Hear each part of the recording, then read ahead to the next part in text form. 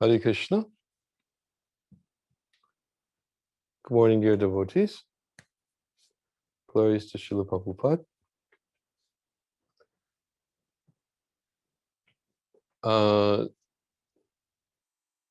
Dina Garanga was going to make an announcement. Did you already do it? Yes, Guru Maharaj. Oh, okay. All right, fine.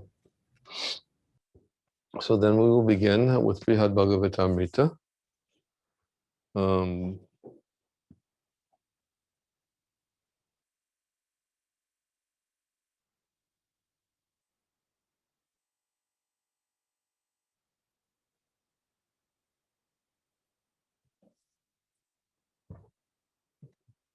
Excuse me.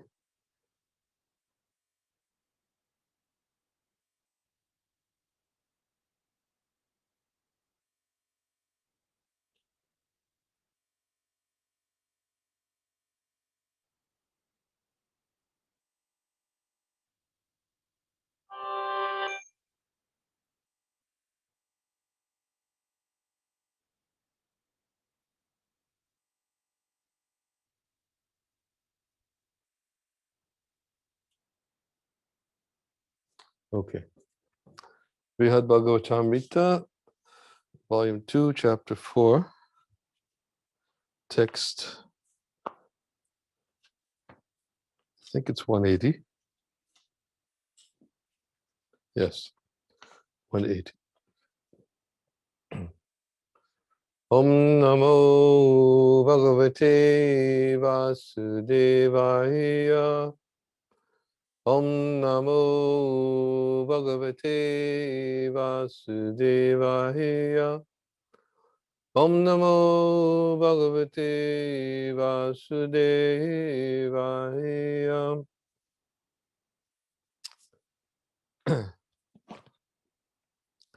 Mitya Prapancha Janani Mitya Branti Tamomai Ato Nirupya Nityadya.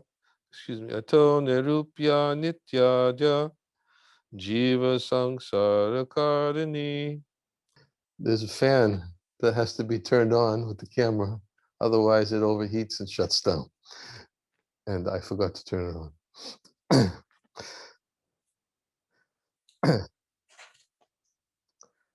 Translation. This Maya is the generator of the false material creation. She embodies falsity and ignorance, and therefore she cannot be described. Non-eternal, yet primordial, she creates. A lot of ants on this garland.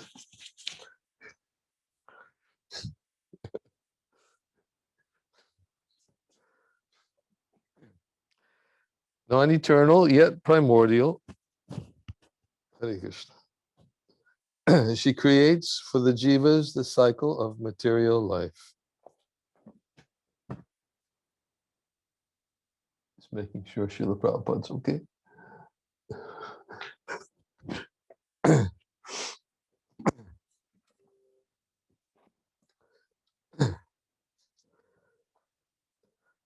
Commentary.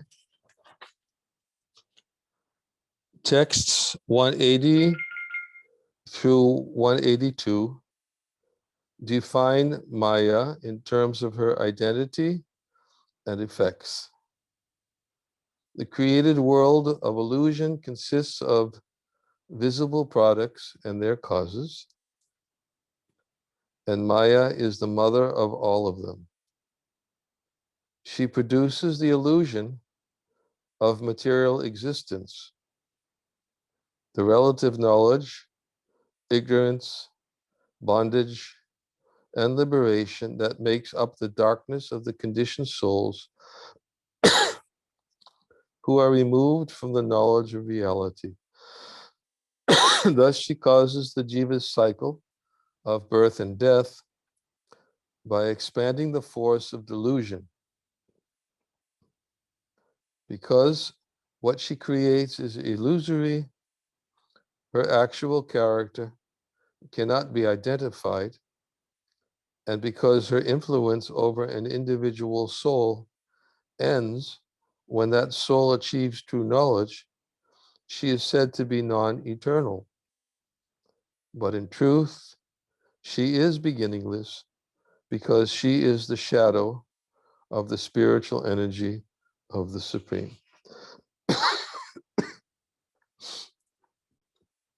Om Jnana Timirandasya Kiranjana Shalakaya Chakshu Unminitam Jena Tasmai Shri Gurave Namaha Ukam Karoti Vachalam Hangum Dangayate Garim Yat Kripa Tamaham Bande Shri Gurundina Taranam Nama Om Vishnu Padaya Krishna Prestaya Bhutale Shri Mate Bhakti Vedanta Swami Iti Namane Namaste Saraswati Deve Gauravani Pacharane Nirvishesha Shanyavari Pastachade Shatarane Jai Shri Krishna Chaitanya Prabhu Nityananda Shri Advaita Gadadhar Shivasari Gaura Bhaktivinoda Hare Krishna Krishna Krishna Hare Hare Hare Rama Rama Rama Hare Hare.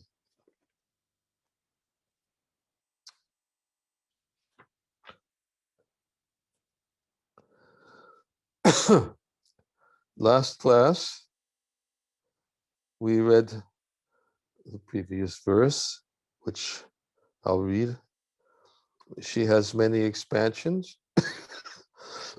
who are named in terms of the various manifestations they produce. Maya, who comprises the material modes, appears as her shadow. Last class, we spoke primarily, in fact, I think it was practically exclusively, about the spiritual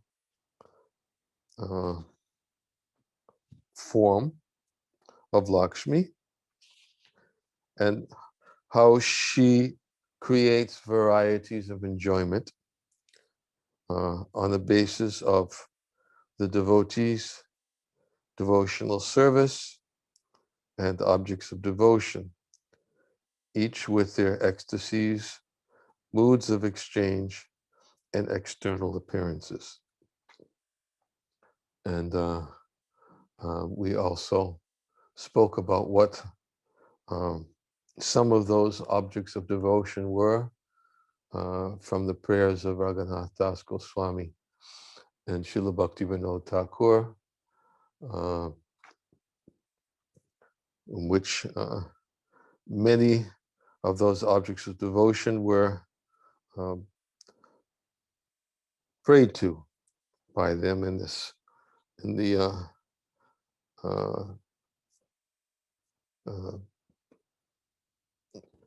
such as Supreme Lord, such as the mantra that was given by the spiritual master, such as the spiritual master, such as Giriraj, Govardhan, and we explained that all of these objects of devotion created a variety of pleasure for the worshippers and also for the objects being worshipped. And they were all manifestations of the different expansions of Mahalakshmi. And then in the last verse, Maya was mentioned, or the material modes, who appears as her shadow. And then today, this Maya is the generator of the false material creation. So today we're going to be speaking about Maya. We avoided it last time, and now, as this verse and the next three verses, as explained in the commentary, they will define Maya in terms of her identity and in terms of the effect she has upon those who are captivated by her. And there are many references, of course, that we could use in describing the characteristics of Maya, how she acts, and how she bewilders, how she covers one's knowledge in such a way so that one cannot possibly see or understand Krishna.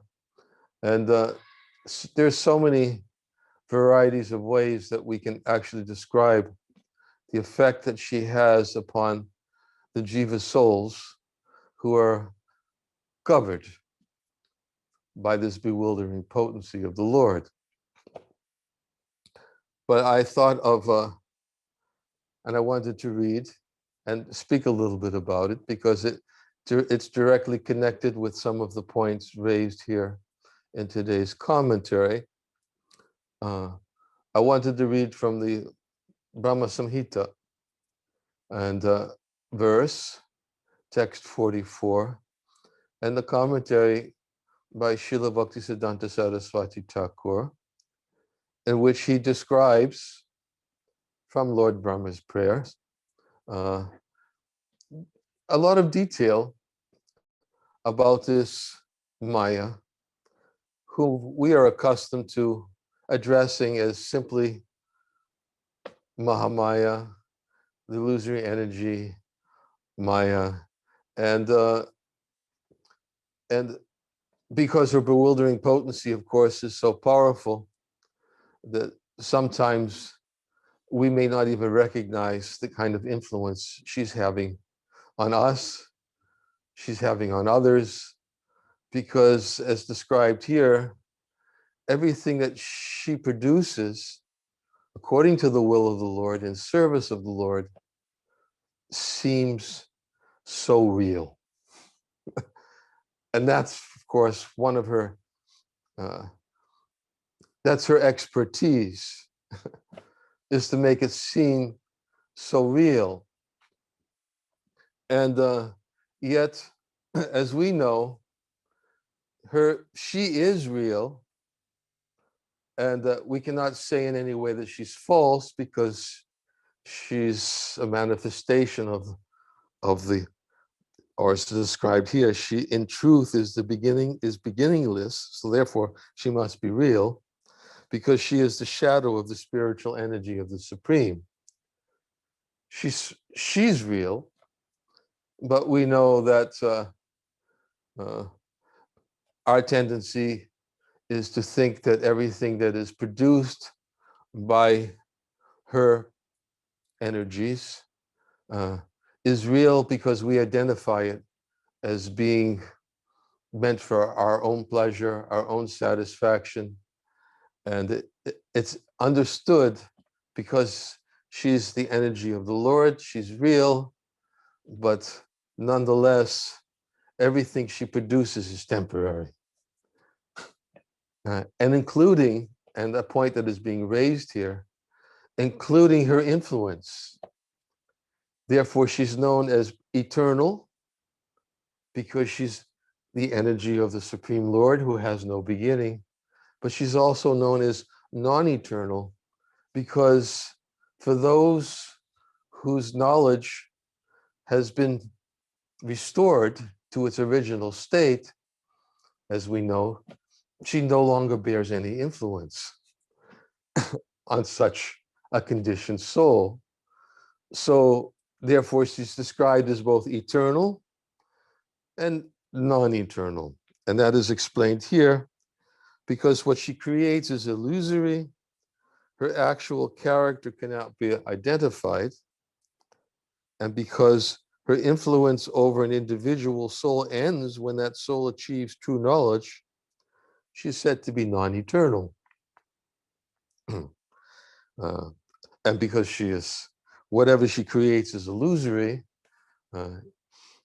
it's very difficult for somebody under the other sway or the influence of that illusion to be able to know her in truth, unless one comes out or becomes free from her influence. So, therefore, she's very difficult to identify, because as long as we're covered, as Krishna reveals to Lord Brahma, that whatever you see of any value, you should know it is my illusory energy, or that because if it has no connection with me. And we've oftentimes explained this verse, is that we consider something as valuable because under the influence of the illusory energy, the value of that object is considered in terms of how much it benefits me. Therefore, Krishna very clearly states, sorry, if you don't see how it benefits me, it's what you see, which is so valuable. You should know it's my illusory energy. And therefore, you won't be able to see the true value until you see that she's connected to me and she's acting according to my will, and she's very perfectly executing one of my energies who perfectly executes my will and does not act in an independent way. The example that is actually given in Jivadhamma is just like the shadow has no independent existence from its object. It's completely dependent upon its object. So in the same way, the shadow or Maya is completely dependent upon the substance, which is Krishna. And she's not acting in any way independently. Maya dakshina prakriti suyate sacharacharam. Maya works according to my direction. She doesn't act independently, just as the shadow cannot act independently from the object. It moves with the object. It is always dependent upon the object for its existence. If the object is taken away, there is no shadow. So in the same way, Maya is completely dependent upon the will of the Lord. So she is described as both eternal, as we described, because she's the shadow of the spiritual energy of the Supreme, and non-eternal because her influence can be eradicated by knowledge. Krishna says, only by undivided devotional service can you know me as I am, and only then can you enter into the mysteries of understanding me. And Krishna also, Daiviyeshu gunamayi mama maya dharachaya. He says that this divine energy of mine, consisting of the three modes of material nature, is impossible to overcome. But when you surrender to me, then everything becomes possible. You become freed from her influence. So I wanted to say, as I said, I wanted to read the verse from the Brahma Samhita and speak a little bit about it in the commentary, because this verse describes this external potency, Maya, who is of the nature of the shadow of the Chit potency. Shrishti stiti pralaya sadhana shakti reka chayeva yasya bhuvanani vibharti durga ichchanurupam apiyasya chacheshtate sa govindam adipurusham tamaham bhajami. The external potency, Maya, who is of the nature of the shadow of the Chit potency, is worshipped by all people as Durga, the creating, preserving, and destroying agency of this mundane world. I adore the primeval Lord Govinda, in accordance with whose will Durga conducts herself. So even the verse itself also elaborates a little bit on something in today's commentary, which Sanatana Goswami says, the created world of illusion consists of visible products and their causes. In other words, their beginning and their end. The created world of illusion consists of visible products and their causes, and Maya is the mother of all of them. She produces the illusion of material existence, the relative knowledge, ignorance, bondage, and liberation that makes up the darkness of the conditioned souls who are removed from the knowledge of reality. In other words, anything which has a beginning will have an end. And because Krishna explains in Bhagavad Gita, soul has no beginning, has no end. That is the nature of spirit. And anything that is material must have a beginning, must have an end. And in the also in the Jaiva Dharma, it is explained that the Maya Shakti, that is the shadow representative of the Chit Shakti, is controlled by the time factor, which manifests the concepts of past, present, and future. All the activities of the Maya Shakti take place within the domain of the time factor. They are created, having a beginning, and are thus stamped with Maya's creative quality of Raja, passion. Created. We always have to understand that we've been speaking for so many verses how there is no origin of Krishna's potencies. So as soon as we speak of a time when they are created, then, and we think in terms or are under the influence of that time factor, we should know where they're under the influence of also of this Maya Shakti.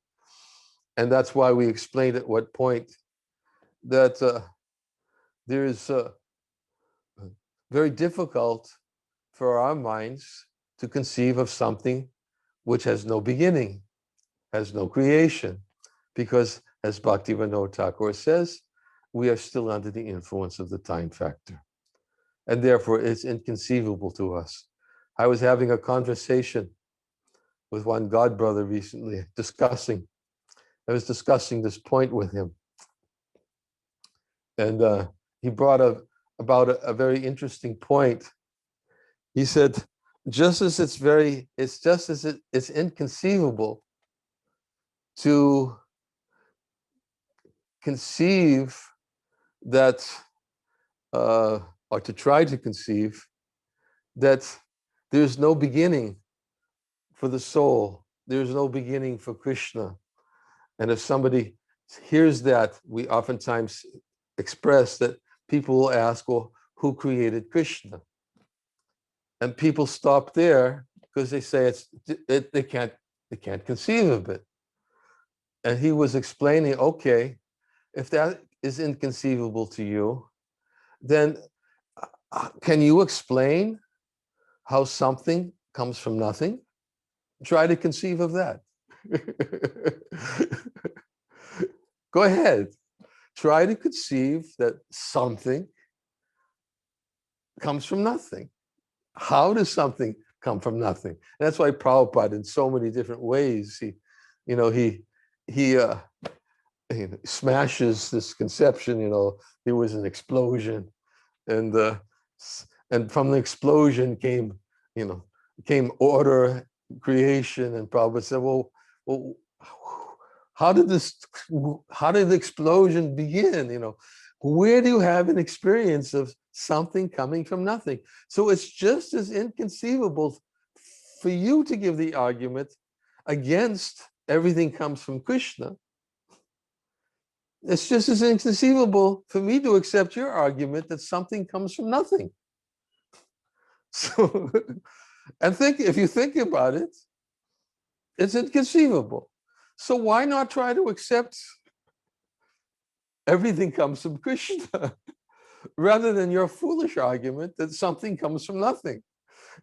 If we're going to accept that both arguments are inconceivable, then try to, and Prabhupada even explains that, of course, in the introduction to Bhagavad Gita, that if you can't accept that Krishna is God, then okay, just theoretically accept Krishna's God and read this Bhagavad Gita as it is. And with that understanding, see what happens after you read Bhagavad Gita, and if you can possibly be able to understand that there's some substance to these statements about, when Krishna says, I am the source of the material and spiritual worlds.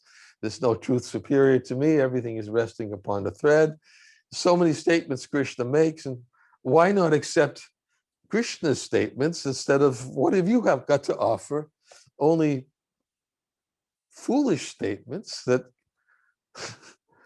you cannot in any way produce evidence to convince us with. So why not try to understand this one? So I thought it was a very good point that was brought up by my god brother. It was a good argument. And so when something has a beginning, then it's because of the influence of this Maya Shakti. And therefore, even we say, when we speak about, the living entities, bondage to the material world, even Bhaktivinoda Thakur says, it's beyond understanding. It's beginningless bondage. There's no point in time that we, with our tiny brains, can try to calculate, okay, when this is when it all started, and we already read that expression from Sri Bhakti Loka when Bhaktivinoda Thakur explains, for the living entity who tries to conceive of the beginning of his bondage, as long as he's under the influence of the time factor, the more he tries to argue about the beginning of his bondage, the more he becomes deluded by the influence of the illusory potency, by his arguments, because it's not possible to understand that which is inconceivable by these mundane arguments, especially when we're still under the influence of the time factor. It can only be understood when it's revealed. And we talked about that already before when we went, the whole class, we spoke about the different contradictions, how the only way the contradictions that exist in Krishna can be reconciled, that which is inconceivable, like the primary contradiction we've been speaking about, how he's simultaneously one and many. And that in itself is inconceivable. How can you be one, just one, and many at the same time? Either you're one or you're many, but one and many? And it's inconceivable, and Bhaktivinoda Thakur gave us the proper method for conceiving that which is inconceivable, which is by obtaining the mercy of that inconceivable potency of the Lord, by which the inconceivable can be understood and revealed. And at that point, of course, we'll be able to understand. But if we actually understand Krishna and know Krishna, and everything else that needs to be known becomes revealed. Yasmin Vigate, Prabhupada just quoted this yesterday in class. Yasmin Vigate Sarva Etam Viganti. I quoted so many times. Yasmin Vigate Sarva Etam Viganti. That when Krishna becomes known, then everything else that needs to be known becomes known. So just know Krishna.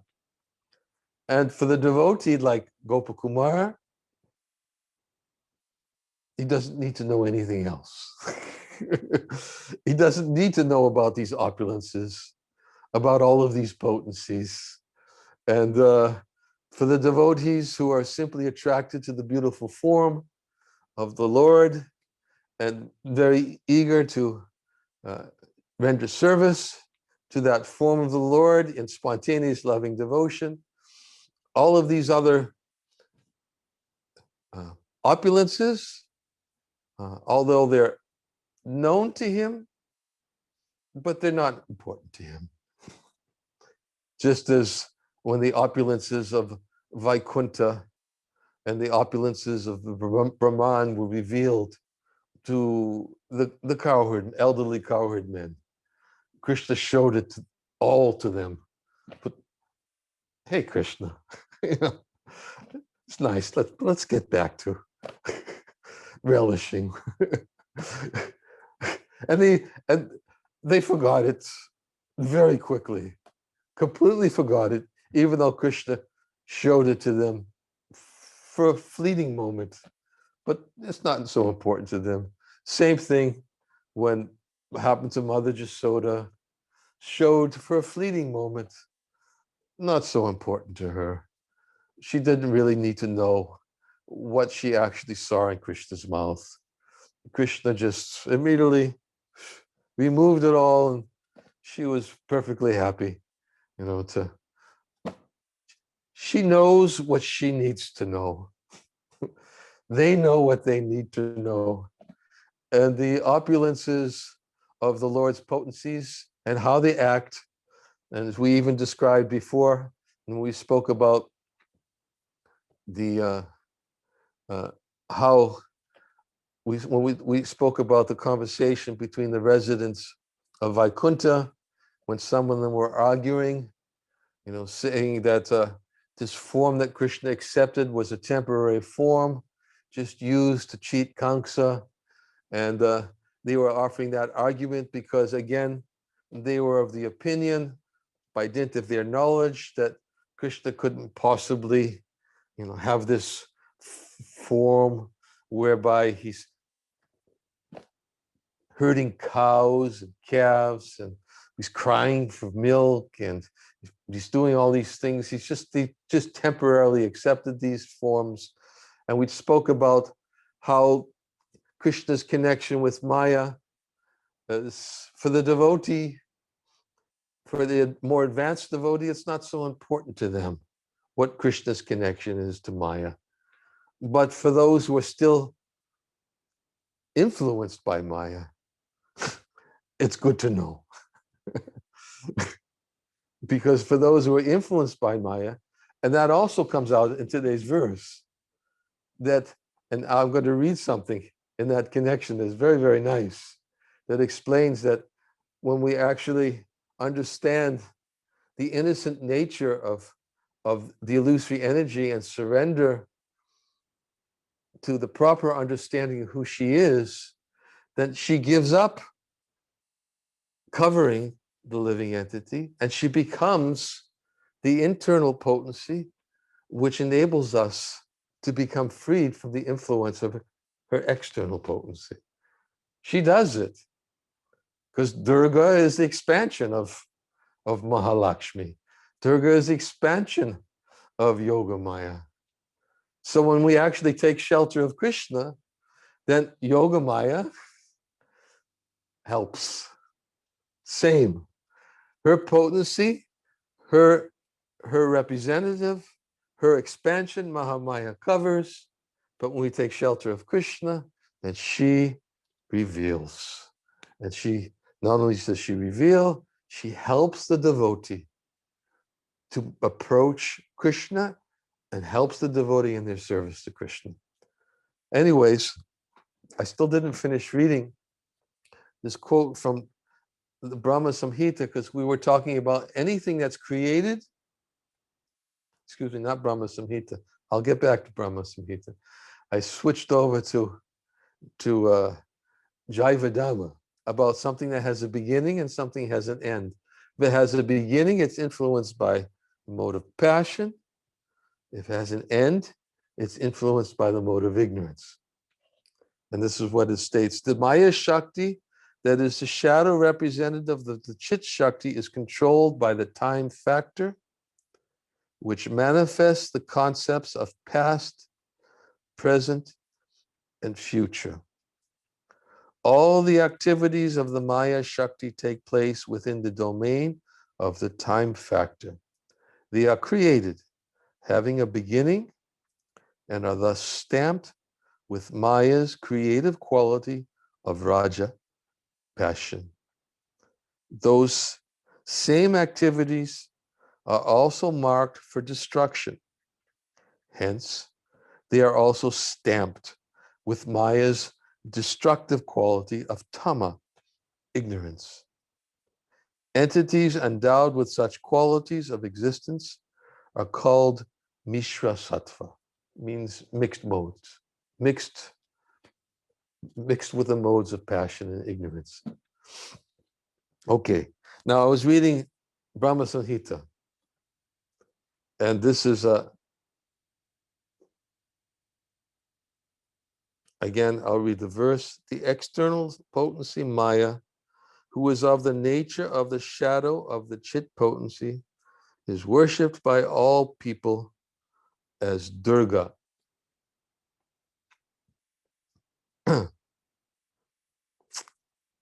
The creating, preserving, and destroying agency of this mundane world. I adore the primeval Lord Govinda in accordance with whose will Durga conducts herself. As we said, she does everything by the will, according to the will of the Lord. Purport. Now, this is Srila Bhaktisiddhanta Saraswati Thakur, but it's not so flowery. I mean, it's quite easy to follow. The aforesaid presiding deity of Devi Dham is being described. She's the deity of Devi Dham. The world in which Brahma takes his stand and hymns the Lord of Goloka, hymns means he glorifies the Lord of Goloka in his Brahma Samhita, is Devi Dham, consisting of the 14 worlds, and Durga is its presiding deity.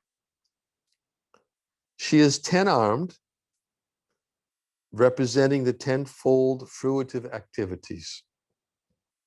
She rides on the lion, representing her heroic prowess. She tramples down Mahishasura, representing the subduer of vices. It's a very nice description of Mahishasura. Prabhupada gives it in Renunciation Through Wisdom. In case any of you are wondering, who is this Mahishasura? Who is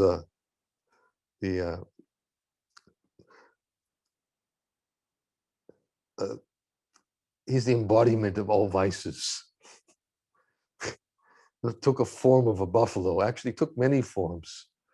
When Durga was killing him, he was taking many different forms, and she used different weapons to cut off different aspects of this Mahishasura, and finally she severed his head. And but Prabhupada describes in this Renunciation Through Wisdom how Mahishasura, the most powerful demon, who was the personification of the forces of evil,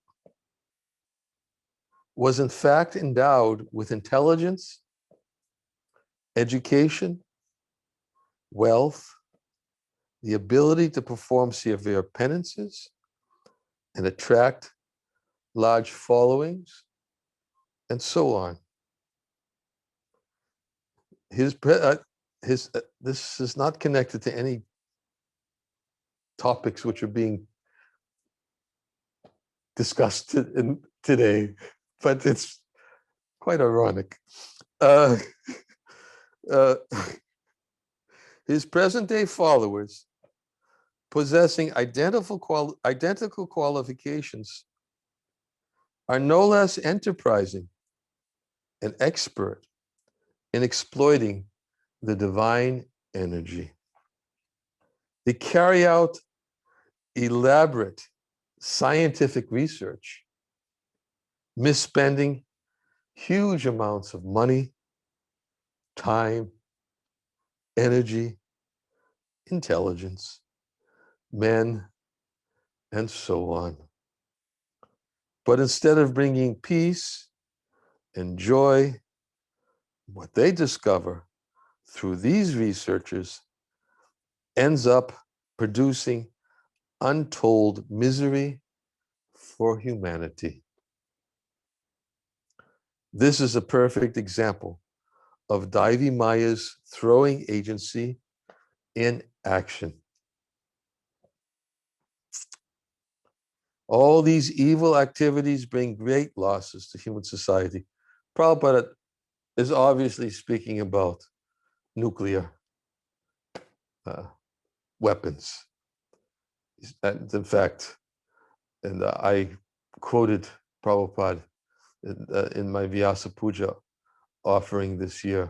Prabhupada was speaking how the modern discovery of nuclear power will have to be used in the course of time. He says it will happen. And he said, and he was using the example, and he said that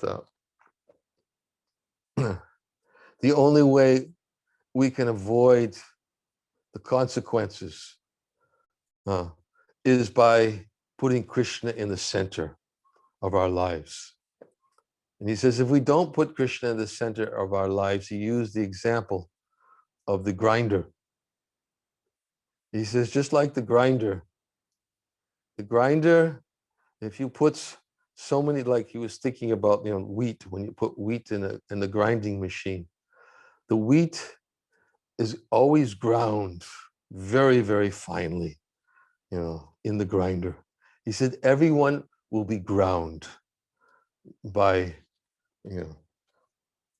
he says, except in the center, if one takes shelter in the center, he will see that in the center, nothing is ground.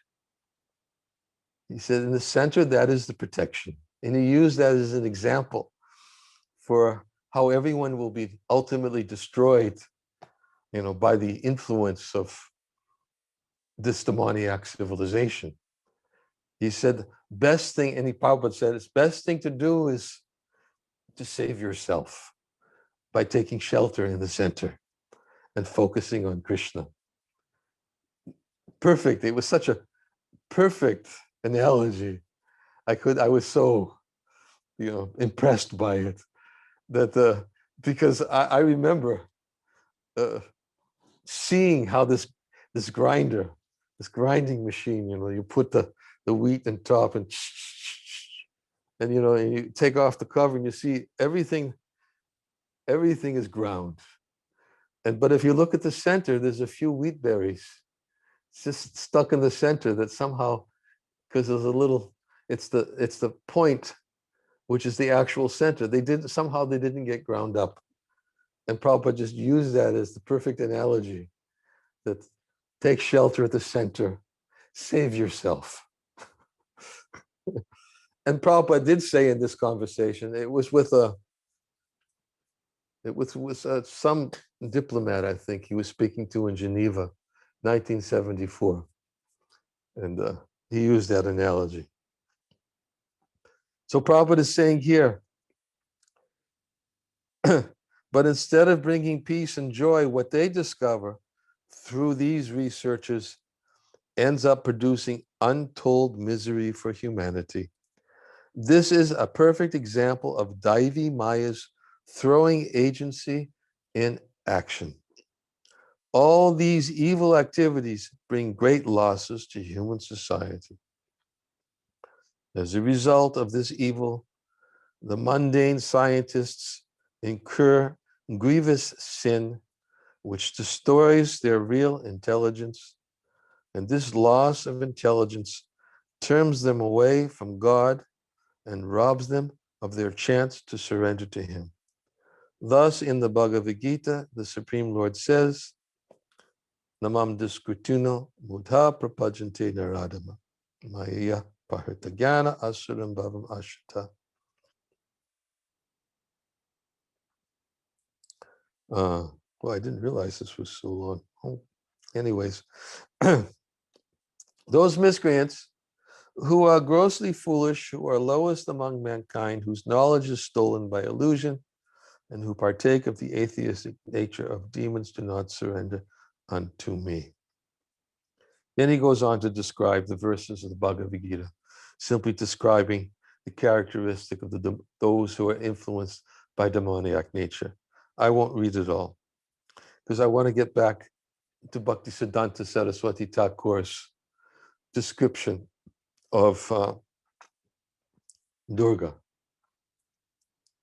So Prabhupada describes that as these scientists, they represent Mahishasura, who was ultimately killed and destroyed by Durga. He says the world in which Brahma takes his stand and hymns the Lord of Goloka is Devi Dham, consisting of the 14 worlds, and Durga is its presiding deity. She is 10-armed. She carries her different weapons, representing the 10-fold fruitive activities. She rides on a lion, representing her heroic prowess. She tramples down Mahishasura, representing the subduer of vices. She is the mother of 2 sons, Kartikeya and Ganesh, representing beauty and success.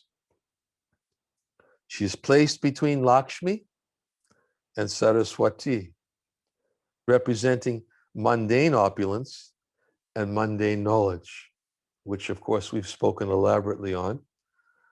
Difference between Dushta Saraswati, or mundane knowledge, and its delimiting potency, and real knowledge, and also Chanchala Lakshmi, which is very flickering, and those opulences which are directly received by the mercy of Mahalakshmi, the goddess of fortune, who is always on the chest of Narayan, and she's always with him, and the devotee who always keeps Lakshmi with Narayan gets the opulences, and we talked about what those opulences were.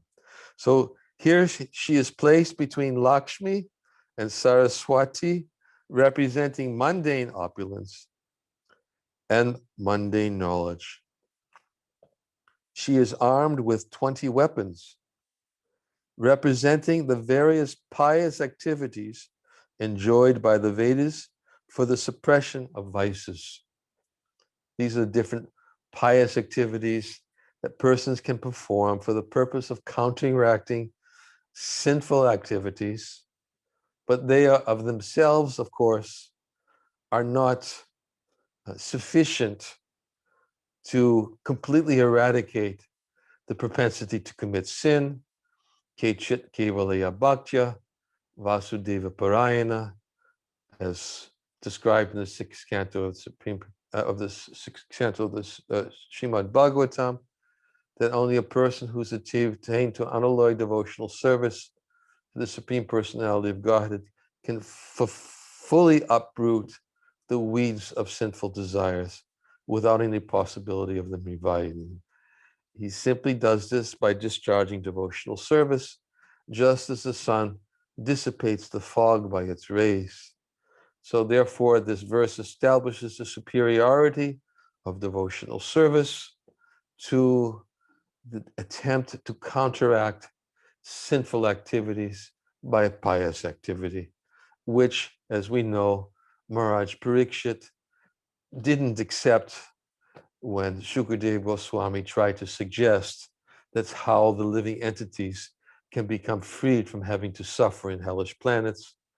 Maharaj Parikshit went on to inquire deeper into what is the real solution. So she is armed with these weapons, which represent the various pious activities enjoined by the Vedas for suppression. Suppression, not eradication. Notice the word suppression of vices is given here.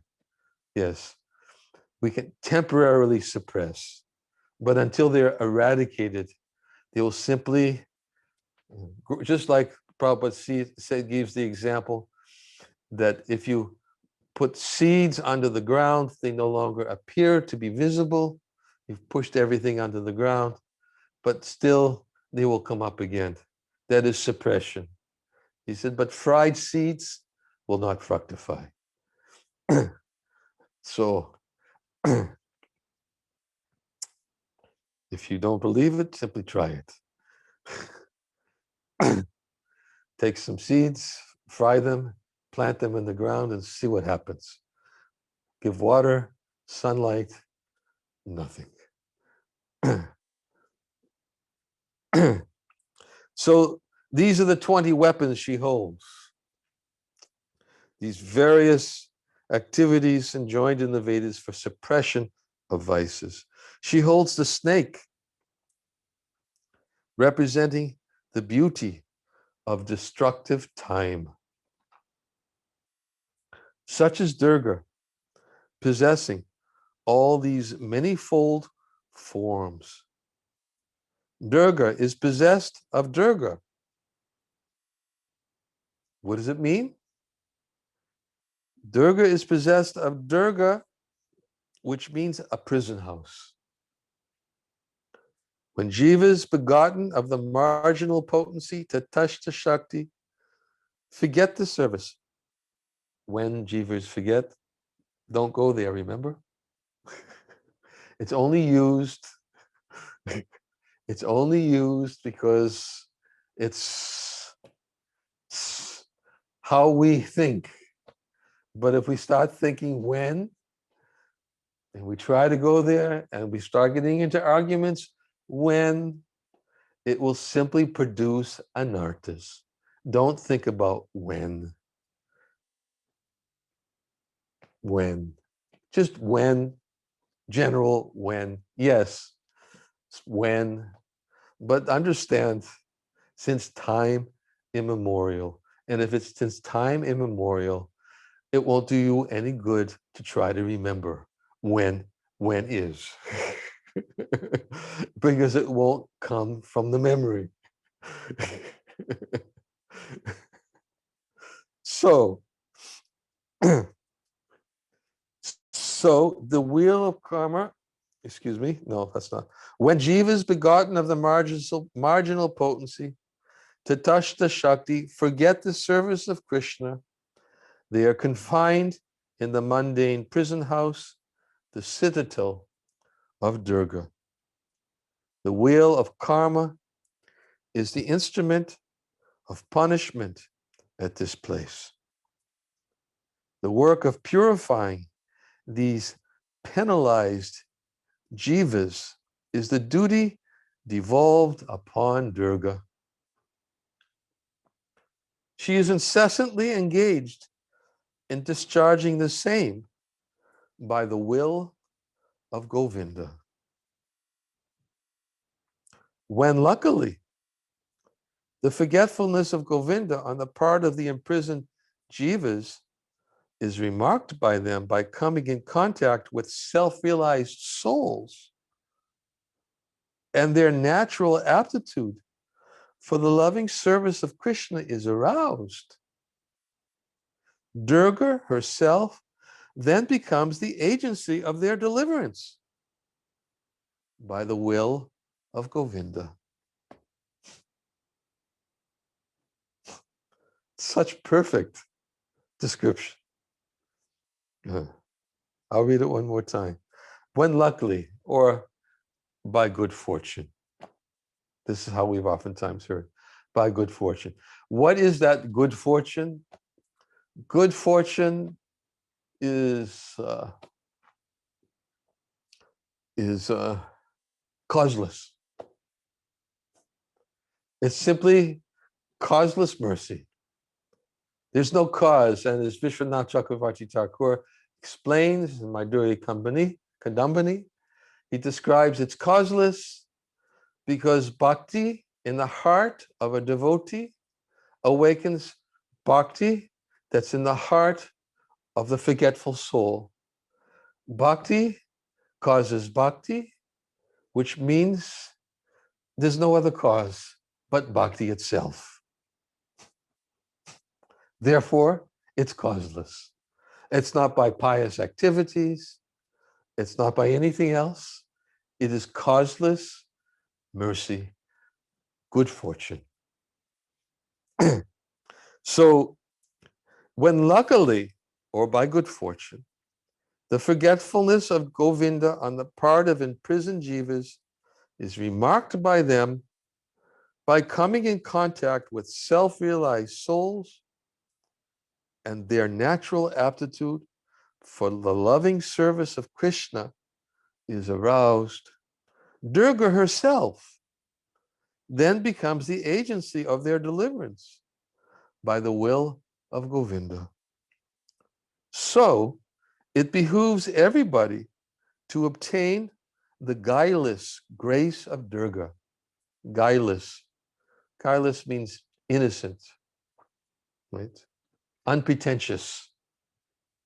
Unpretentious grace.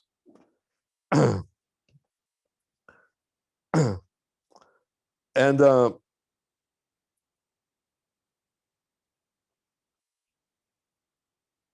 forgot, where am I?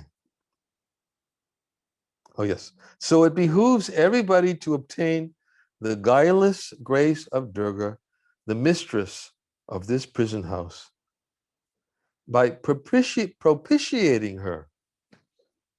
How do we propitiate her? By propitiating her with the selfless service of Krishna. Best way. Becomes very pleased. So there's more. The boons received from Durga in the shape of wealth, property, recovery from illness, of wife and sons, should be realized as the deluding kindness of Durga. You should try to understand this again in reference to what we spoke about before as obtaining the mercy of Lakshmi, goddess Mahalakshmi, and propitiating Durga Devi for some benediction. We understand that just as the gopis propitiated goddess Kachayani, but their only interest was pleasing Krishna. So in the same way, devotees propitiate the internal potency of the Lord. Please engage me in Krishna's service. If you so desire for me to be healthy, then let it be. So be it by your desire if Krishna wants me to serve him this way. If you so desire, and if Krishna wants me to serve in another way, you decide. Prabhupada taught us that. Oh, my dear Lord Krishna, if you so desire, in our prayers, I remember propitiating in 1974, Sri Sri Radha Gopi Ballabha, with the prayer Srila Prabhupada gave us. My dear Sri Sri Radha Gopi Ballabha, if you so desire, you please cure Srila Prabhupada. This is, and we always also have that verse, Balasya Neha Sharanam Pitaro Nishingha. Prahlad Maharaj praise my dear Lord Nrsingadev, O Supreme, because of a bodily conception of life, embodied souls neglected and not cared for you, cannot do anything for their betterment. Whatever remedies they may accept, although perhaps temporarily beneficial, are certainly impermanent. For example, a mother and father cannot save their child. A boat in the water cannot rescue a drowning man. And an expert physician and medicine cannot relieve a suffering patient. Essentially, Prahlad Maharaj is specifically stating that we're all dependent upon Krishna's will. If he desires, let it be, the devotee prays. If you so desire, please. I prayed like that for my dear godbrother Dheera Prabhu when he was very sick in the hospital. Krishna, I even wrote in my blog, Krishna, if you desire for him to continue to give us his association and you have some service for him here, please. If that is your desire, we are praying for that. We understand, ultimately, their decision is there. We're dependent upon their decision at all times. If we live in that way, then what we just read is not applicable because we're not propitiating Durga Devi for some mundane, temporary benediction or boon. Please give me good health. Why do you want good health? I don't want to suffer. Is that why you want good health? So the devotees are not involved in that way, in those types of propitiations. And therefore, the boons received from Durga, the Durga we spoke about, is in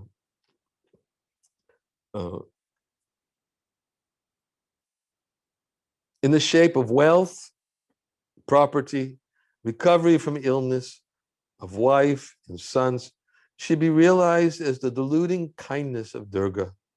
The mundane physical jubilations of Dasa Mahavidya, the 10 goddesses of forms of Durga, are elaborated for the delusion of the fettered souls of this world. In other words, Dasa Mahavidya, these 10 forms of goddess Durga, they're provided the forms of illusory knowledge. They are elaborated for the delusion of the fettered souls of this world. Jiva is a spiritual atomic part of Krishna. When he forgets his service of Krishna, he is at once deflected by the attracting power of Maya in this world, who throws him into the whirlpool of mundane fruitive activity, karma, by confining him in a gross body constituted by the 5 material elements. There are 5 attributes and 11 senses, resembling the garb of a prisoner. Right? Just like we always recognize sometimes prisoners, they break free from the prison house, the first thing they do is they find somebody's clothes, or they may, who knows what they do to get somebody else's clothes. Why? Because they're immediately identified by their prison garb, by their prison dress, right? Oftentimes we conceive of the prison garb as a white uniform with black stripes across it, you know, but they have other forms of prison garbs. But here it's described that there are 5 attributes and 11 senses resembling the garb of a prisoner. 5 attributes are 5 material elements, gross elements, and 11 senses. They are resembling the garb of a prisoner. In this whirlpool, Jiva has experience of happiness and miseries, heaven and hell. In other words, duality. This is where duality begins. happiness, distress, honor, dishonor. But Krishna says, for one who conquers the mind, super soul is reached and he attains tranquility. For such a man, heat and cold, happiness, distress, honor, dishonor, they're all the same. Transcends duality. But as long as one is in the prison garb, under the influence of this Durga Shakti, one lives in the world of duality and therefore cannot see anything as it is. Cannot see. Covered by that illusory potency of the illusory energy of the Lord. It cannot see its connection with Krishna. Such is her deluding power. And because the whole topic of Durga Shakti as being, the Apara Shakti, we talked about the Para Shakti and Apara Shakti, is that she creates varieties of enjoyment. The endless varieties. And if we're not careful, we may think, well, I'm not attached to that. And then overcoming one obstacle. But then if we're not careful about the things we become attached to, which provide unlimited varieties of enjoyment, we'll simply go from one form of enjoyment to another, to another, to another, because the varieties are endless. Endless. So just as we spoke about in last class, the unlimited varieties of pleasure from devotional service, devotion, and the objects of devotion, and the ecstasies, the unlimited varieties of ecstasies the devotees experience, unlimited varieties of happiness and spiritual pleasure, which are eternal and endless. Everything here is just the reflection, perverted reflection of those most ecstatic, pleasurable experiences of devotion, pervertedly reflected in the prison house of Durga Devi. And Bhaktisiddhanta Saraswati Thakur, he'll a little more for us to hear in this commentary. He says that he spoke about duality, happiness and miseries, heaven and hell. Besides this, there is a subtle body consisting of the mind, intelligence, and ego inside the gross body. By means of the subtle body, the jiva forsakes one gross body and takes recourse to another. The jiva cannot get rid of the subtle body, full of nescience and evil desires, unless and until he is liberated. On getting rid of the subtle body, he bathes in the Viraja and goes up to Haridham. Although we covered it, but in summary, we spoke about Gopakumar's journey through the different coverings, through the 8 different coverings, and then how he also went beyond those coverings. And then, as described here, and gave up the subtle body. By means of the subtle body, the jiva forsakes one gross body, it takes recourse to another. The jiva cannot get rid of the subtle body, full of nescience and evil desires, unless and until he is liberated. On getting rid of the subtle body, he bathes in the Viraja and goes up to Haridham. Such are the duties performed by Durga in accordance with the will of Govinda in the Bhagavat Shloka. It just says Vilajamanaya Dudhiya, which is the verse from the second canto of the Srimad Bhagavatam, Valajamanaya yasyas tatum ikshapate muya vimohita vikatante mamaham iti dhurdiya.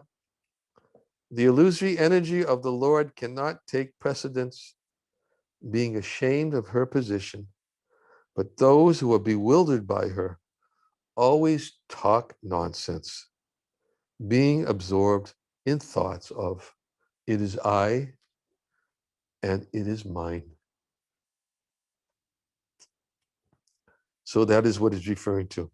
That the relationship between Durga and the conditioned souls has been described in this verse that we just quoted from the second canto of the Bhagavatam.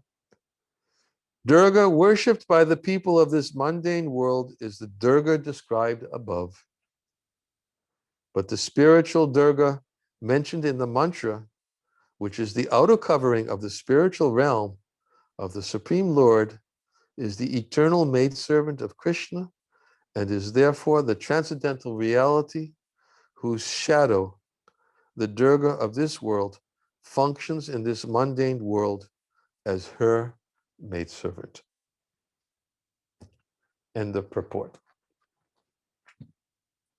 As I said last class, I purposely avoided, although the shadow of the Chidvilas potency was mentioned in last class in the verse, I said we just stuck with the Chidvilas potency, Mahalakshmi, in last verse, and spoke about the objects of devotion.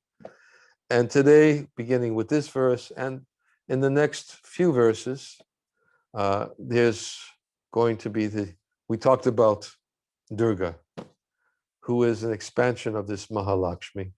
And we described her effects and her nature, as described in today's verse, her identity and the effects that these verses describe. And we can stop there. It's I didn't have my clock today, and that's why I lost track of time. Oh, yeah, it's time. We can chant some japa, and then we'll end.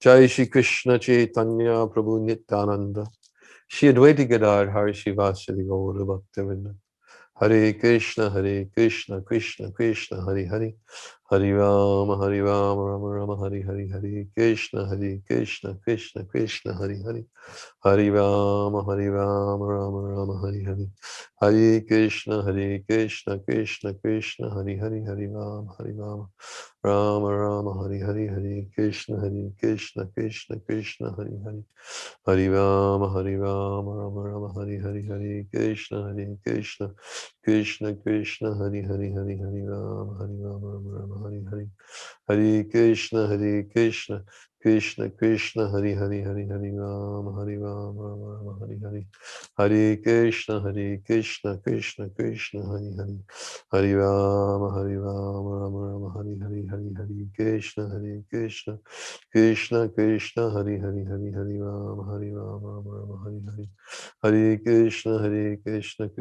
Krishna Hari Hari Rama Rama Hari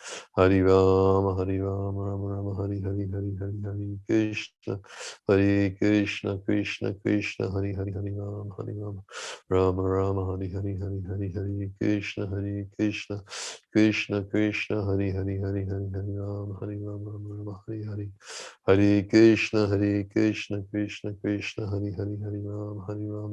Rama Rama Hari Krishna Krishna Hari Rama Hare Krishna Krishna Krishna Hari Rama Rama Hari Krishna Krishna Krishna Hari Rama Hare Krishna Krishna Krishna Hari Rama Rama Hari Yes, thank you. I just saw a flashing by reminder from my god sister Lakshmi Moni Dasi.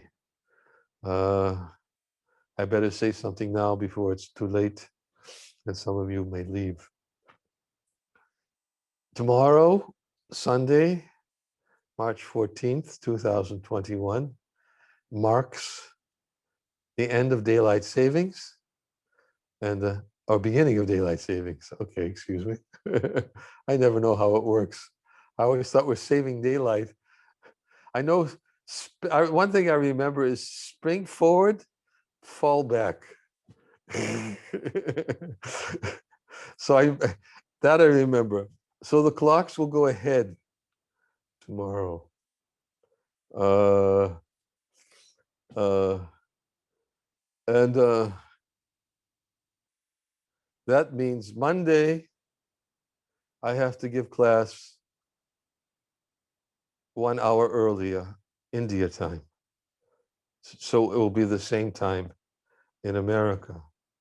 How to communicate this and remind everybody, especially those who are not attending class today, I don't know.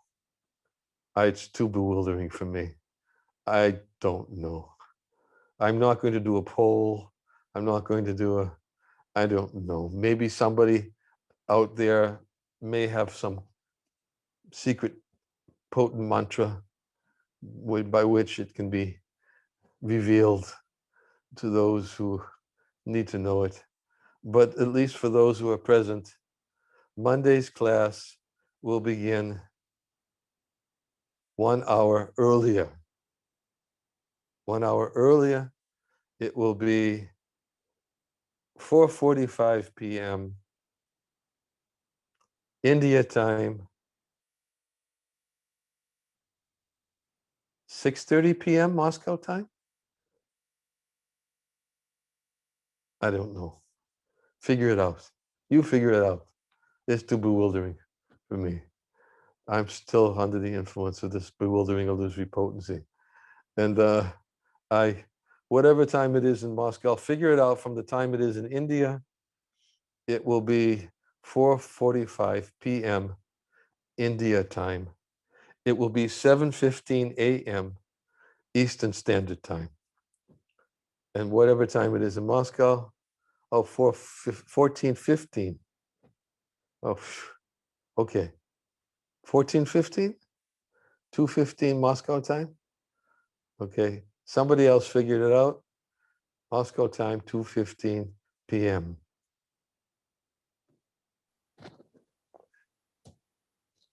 Hare Krishna, Krishna Krishna, Hare Hare, Hare Ram, Ram Ram, Hare Hare. Hare Krishna, Krishna Krishna, Hare Hare. Hare Ram, Ram Ram, Hare Hare.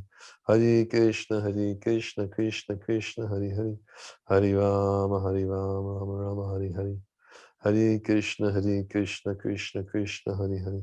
Hare Ram, Ram Ram, Hare Hare. Hare Krishna, Krishna Krishna, Hare Hare. Hare Ram, Ram Ram, Hare Hare, Hare Hare. Hare Krishna, Krishna Krishna, Hare Hare. Hare Ram, Ram Ram, Hare Hare. Hare Krishna, Krishna Krishna, Hare Hare, Hare Ram, Ram Ram, Hare Hare. Hare Krishna, Krishna Krishna, Hare Hare. Hare Ram, Ram Ram, Hare Hare, Hare Hare. Hare Krishna, Krishna Krishna, Hare Hare, Hare Ram, Ram Ram, Hare Hare, Hare Hare. Hare Krishna, Krishna Krishna, Hare Hare. Hare Ram, Ram Ram, Hare Hare, Hare Hare. Krishna, Krishna, Krishna Krishna, Hare Hare, Hare Hare, Hare Ram. Ram Ram, Hare Hare, Hare Hare, Hare Hare. Krishna, Krishna Krishna, Hare Hare. Hare Ram, Hare Hare. Hare Krishna, Krishna Krishna, Hare Hare. Hare Ram, Ram Hare Hare, Hare. Hare Krishna, Krishna Krishna, Hare Hare. Hare Ram, Ram Hare Hare, Hare.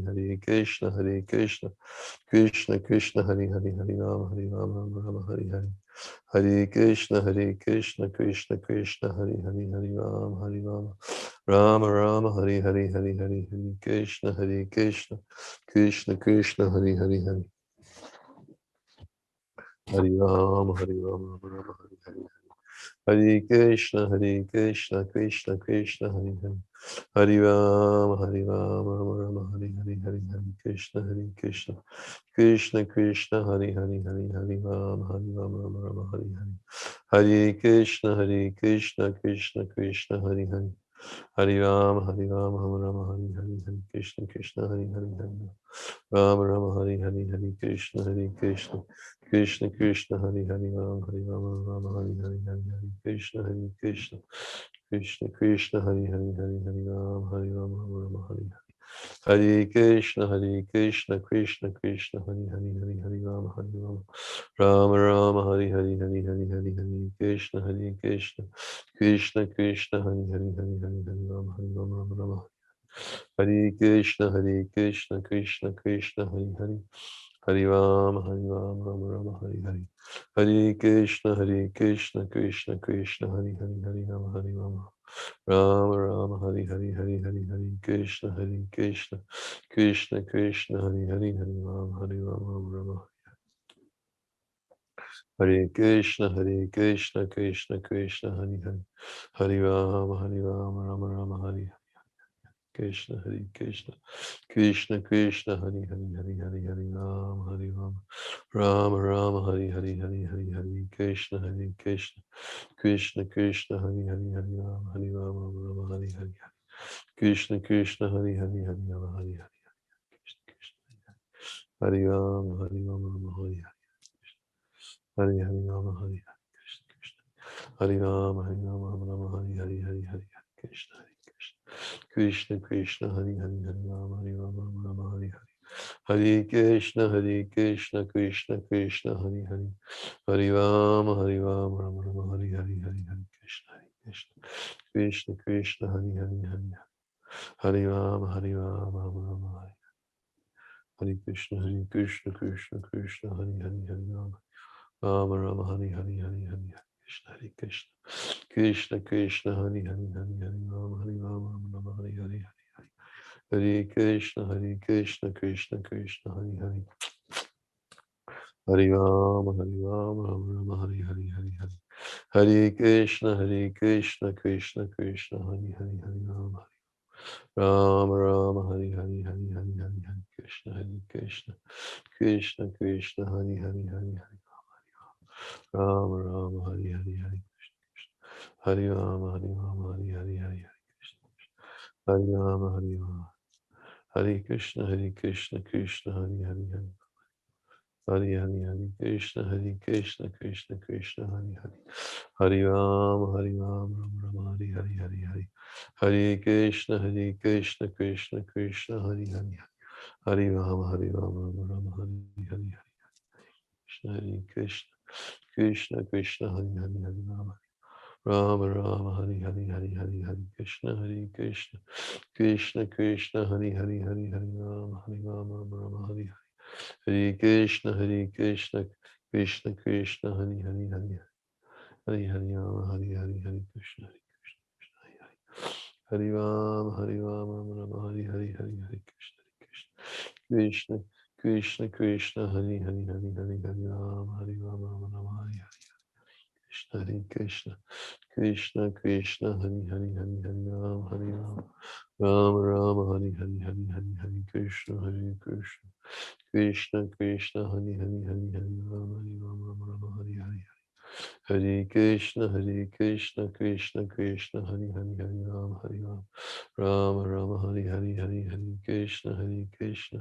Krishna, Krishna Hare Hare, Hare Rama, Hare Hare, Hare Krishna, Krishna Hare Hare, Hare Rama, Hare Hare, Hare Hare Krishna, Krishna Hare Hare, Hare Rama, Rama Rama Hare Hare, Hare Krishna, Krishna Hare Hare, Hare Rama, Rama Hare Hare. Hare Krishna, Krishna Hare Hare, Hare Rama, Krishna Hare Krishna, Krishna Hare Hare, Hare Rama, Rama Hare Hare, Hare Krishna Krishna Hari Hari Hari Rama Hari Rama Rama Hari Hari Hari.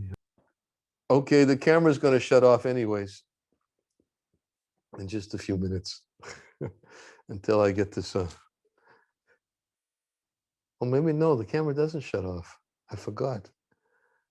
No, the camera won't shut off. I'm using. Yeah. Anyways, I'm going to shut off. I have something I have to do. So I will end here. And we will have a